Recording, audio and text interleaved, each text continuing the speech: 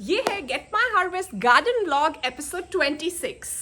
करनी पड़ेगी थोड़ी साफ सफाई। जैसा कि आप समझ चुके हो, ये वाला व्लॉग थोड़ा सा डिफरेंट है। इसके अंदर मैं चाहती हूँ कि मैं सीड्स को ऑर्गेनाइज करूँ। मेरे सीड्स 2-3 तरह से जगह जगह पड़े हैं और विहान की एक छोटे होते की रैक थी जिसमें बहुत सी बास्केट्स थी, वो खाली हुई है क्योंकि अब उसके टॉयज़ वगैरह जो है वो हमने डोनेट कर दिए हैं और उसकी नीड्स अब डिफरेंट हो गई है।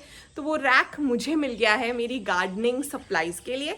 और प्लस बरसात के मौसम में मैंने रियलाइज़ किया है कि मेरा कुछ सामान इधर नीचे मिडल एरिया में था और मुझे लगता था कि ऊपर छत है तो वो ठीक रहेगा, लेकिन मुझे ऐसा लग रहा है कि नहीं, मुझे उसे अंदर शिफ्ट करने की ज़रूरत है। तो देखते हैं कितना हो पाता है इस वीडियो में। शुरू करते हैं। तो ये है वो रैक, इसमें आप देख सकते हो 6 बास्केट्स भी हैं।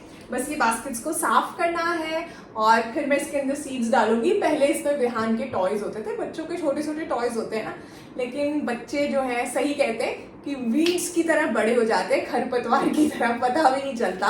और अभी कुछ ही साल पहले तक मुझे लगता है कि मैं इन बास्केट्स को मेंटेन करती थी विहान की कार्स और उसके तरह तरह के लेगो ब्लॉक्स के लिए, और अब उसे उन चीज़ों की ज़रूरत ही नहीं है, तो ये मैं यूज़ करूँगी। अपने आसपास सफाई रखने से ना फोकस बेटर होता है, कंसंट्रेशन बढ़ती है, स्ट्रेस कम होता है। लेकिन अगर घर में सफाई करने वाले सिर्फ आप ही हो और किसी का इंटरेस्ट नहीं है, सब लोग कचरा मचाते रहते हैं, काम नहीं करते हैं कोई भी ऐसा, तो फिर आपको भी थोड़ा इजी लेना चाहिए, नहीं तो आप बहुत बुरी तरह से थक जाओगे।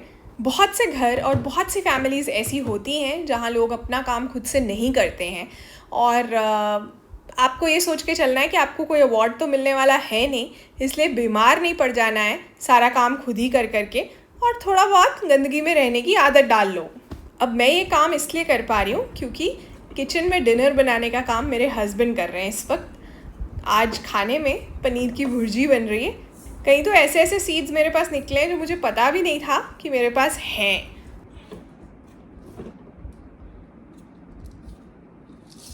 ये पालक है,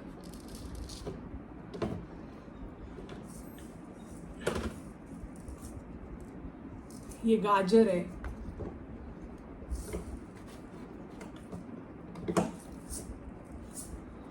प्याज। तो मैंने सर्दियों और गर्मियों की सब्जियों के सीड्स को अलग अलग कर दिया। अब मुझे पता चल गया ये सभी सीड्स मेरे पास हैं, तो मैं ऑर्डर नहीं करूँगी, ख़रीदूँगी नहीं।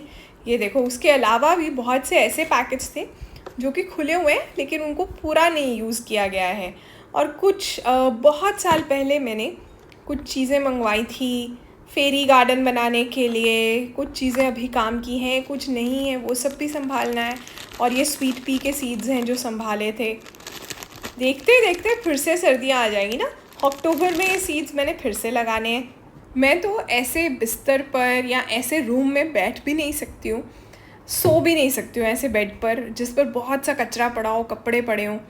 पर मुझे ऐसा लगता है कि ये एक आदत की बात भी है। बहुत से ऐसे लोग हैं जिनके घरों में नॉर्मली उन्होंने बचपन से ही ऐसे ही देखा है, बिस्तर पर से कपड़े थोड़े से साइड पे करो और सो जाओ, तो वो एडजस्ट कर लेते हैं। ये वाली वो अलमीरा है जिसे मैं खाली कर रही हूँ ताकि मैं इसमें बाहर जो मेरी खाद और फर्टिलाइज़र्स और नीम ऑयल वगैरह पड़ा है ना, वो रख पाऊँ।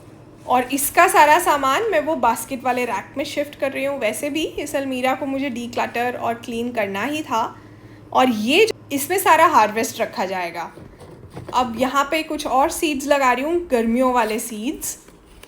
ये सीड्स कोई ख़ास पुराने नहीं है। वैसे अगर सीड्स ज़्यादा पुराने हो जाए ना, जैसे 1 साल पुराने हो जाएं, 1.5 साल पुराने हो जाएं, तो उनका जर्मिनेशन रेट स्लो हो जाता है। तो चेक करने का तरीका होता है कि पानी में उन्हें सोक करो, जो सीड्स सिंक कर रहे हैं वो वाइबल हैं, उनमें से पौधा बनने का चांस ज़्यादा है। जो फ्लोट कर रहे हैं वो वाइबल नहीं है। 2-3 दिन पहले ही मैं सोच रही थी कि बरसात का मौसम चल रहा है तो धनिया ट्राई करना चाहिए। गार्डन में सब कुछ है लेकिन धनिया नहीं है, और फिर मुझे लगा मेरे पास सीड्स नहीं। अब मैंने देखा मेरे पास इतने सारे सीड्स हैं कोरिएंडर के, तरह तरह के ब्रांड्स के, और खुद से संभाले हुए वाले भी सीड्स हैं। और सीड स्टार्टिंग में एक और बेसिक रूल ये होता है कि सीड की जो लेंथ है ना, उससे डबल डेप्थ पे आपको उसे सो करना है, मिट्टी के अंदर या कोकोपीट के अंदर। इन बॉक्सेस में ना मैंने तरह तरह के स्टोन्स रखे हुए हैं और शेल्स रखे हुए हैं।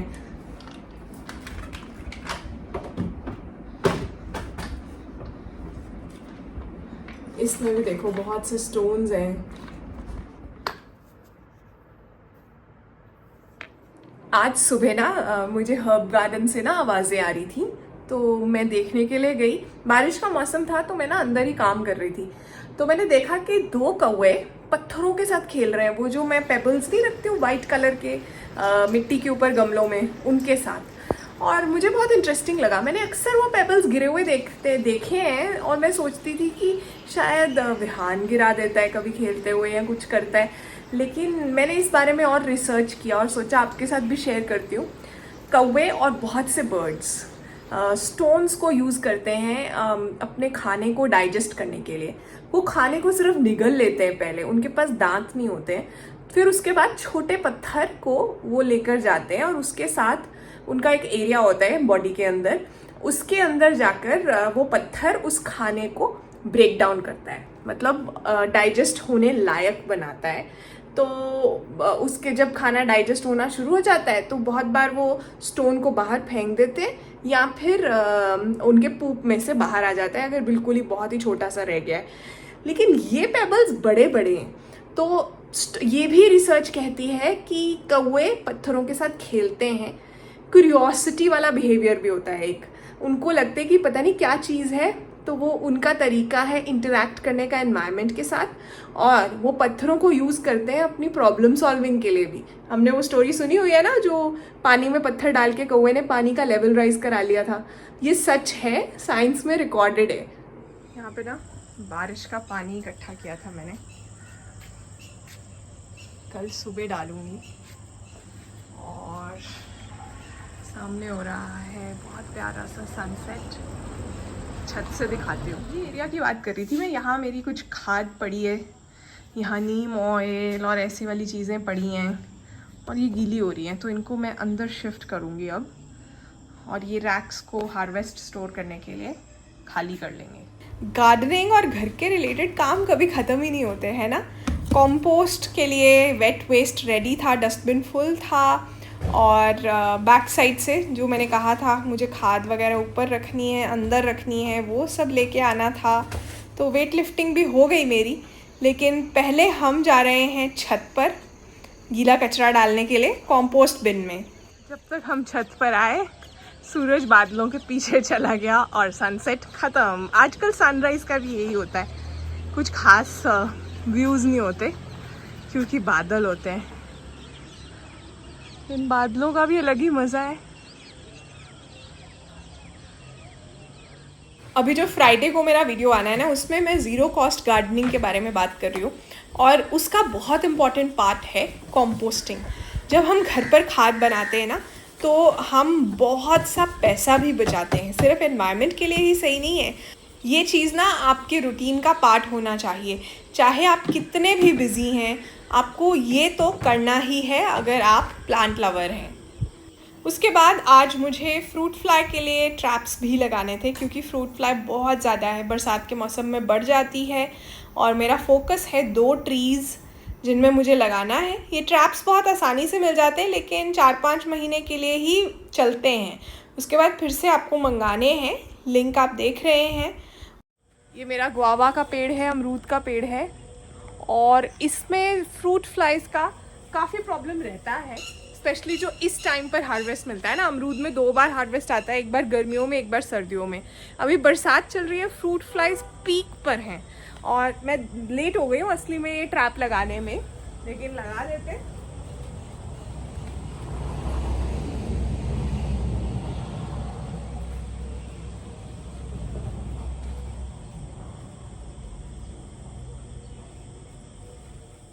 ये किन्नू का पेड़ है, इस पर किन्नू आए भी हैं। किन्नू हार्वेस्ट होकर मिलते हैं दिसंबर जनवरी के अराउंड, कई बार फरवरी तक भी नहीं होता अगर धूप ना लगे। तो इस पे भी मैं दूसरा वाला ट्रैप लगा रही हूँ अब।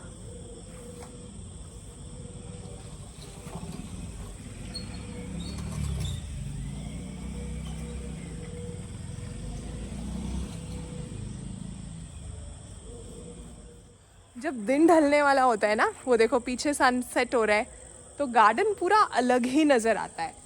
अक्सर खाना खाने के बाद भी मैं यहाँ पर आ जाती हूँ। स्वीट स्वीट कॉर्न के सीड्स भी इस वक्त लग जाते हैं, नहीं है तो ख़रीद लो, ऑनलाइन मंगवाने हैं तब भी चलेगा। ये शहद रखी हुई है मैंने, प्रोपगेशन के लिए नेचुरल रूटिंग हार्मोन है। बहुत से छोटे छोटे पैकेट्स भी हैं सीड्स के, फ्लावर्स के सीड्स के, इन सबको भी मैं यूज़ करूँगी आगे आने वाले टाइम में। जब हम चीज़ें समेटते हैं तो कुछ पुरानी यादें भी ताज़ा हो जाती हैं। सबसे पहले ऊपर देखो, एक ओंकार बना हुआ है ना, मतलब ईश्वर एक है। ये सिख रिलीजन में एक सिंबल है। और ये सीड्स मेरे साथ शेयर किए थे उन्होंने, जो कि मेरी इंस्पिरेशन भी हैं गार्डनिंग की जर्नी शुरू करने के पीछे। इनका बहुत बड़ा हाथ है। इन्हें मैं ताया जी कहती हूँ। सोचो कि वो इंसान कितना अच्छे दिल का होगा जो कि एक ओंकार बनाकर सीड का नाम लिख रहा है मुझसे शेयर करने से पहले। अब ये है कलगा, उसके सीड्स, और ये मैंने अपने नाना जी के गार्डन से लिए थे। वहाँ पर बहुत बड़े बड़े फूल आए हुए थे तब, कॉक्सकॉम कहते हैं जिसे। ये मैंने समेटे ही नहीं, अब डाल रही हूँ एक डिब्बी में। और ये वाला सीड पैकेट याद है, विहान के बर्थडे पे इसके स्कूल में इसने क्लास में डिस्ट्रीब्यूट किया था, मैंने वीडियो भी किया था इस बारे में। पालक के सीड्स थे।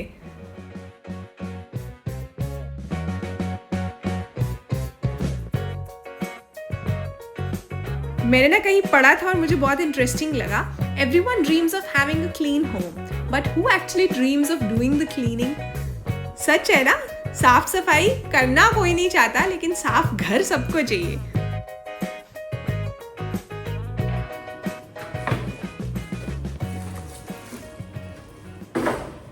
चीज़ें उगाना तो एक बात है, उसके बाद उन्हें संभालना, उनकी इज्जत करना, रिस्पेक्ट करना दूसरी बात है।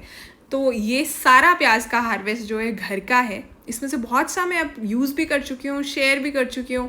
आलू बाज़ार के हैं, आलू ये है ग्लैडियोला के बल्ब्स।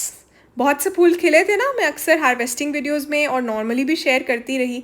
ये बल्ब्स मैंने निकाल लिए हैं। बरसात से पहले जनरली कोशिश करनी चाहिए कि निकाल ही लो, और इन्हें भी रखना है। सब चीज़ों को साफ़ करते करते, सेट करते करते मुझे काफ़ी टाइम लग गया। पूरा सब कुछ तो मैं रिकॉर्ड नहीं कर पाई, लेकिन जितना भी किया आपके साथ शेयर कर रही हूँ। इससे कहीं ज़्यादा गुना टाइम मुझे लगा पूरा क्लीन करने में और चीज़ों को समेटने में। तो ये हार्वेस्ट वाली अलमारी में अभी थोड़ी जगह है, क्योंकि बहुत सी चीज़ें और भी हार्वेस्ट होनी है। ये तो हो गई सेट।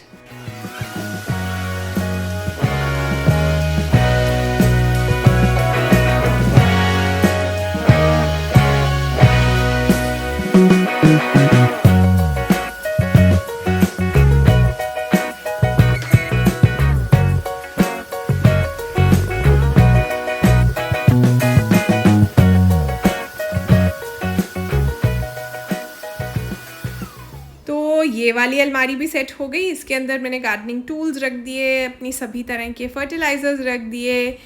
और ये देखो बाहर इतना अंधेरा हो गया है, हर्ब गार्डन अंधेरे में ऐसा दिख रहा है। और वो देखो चांद, ये देखो मेरे हाथों का हाल। तो ये डीक्लटरिंग और ऑर्गेनाइजिंग वाले व्लॉग को यही ख़त्म करते हैं। जाते जाते कहना चाहती हूँ, the first step towards crafting the life that you want is to get rid of what you don't। मतलब जो चीज़ें आप कैसी लाइफ बनाना चाहते हैं ऐसा सोचते हैं ना, तो कुछ ऐसी चीज़ें होती हैं, कुछ ऐसे लोग होते हैं, कुछ थॉट्स होते हैं, विचार होते हैं जो उस लाइफ के साथ कंपैटिबल नहीं है। उन्हें निकाल दो घर के अंदर से, ऐसी चीज़ें, लाइफ में से ऐसे लोग, दिमाग में से ऐसे थॉट्स। उसके बाद जगह बनेगी ना अच्छे लोगों के लिए, अच्छे थॉट्स के लिए, और सच में काम आने वाली चीज़ों के लिए। अपना ध्यान रखिए। Bye bye.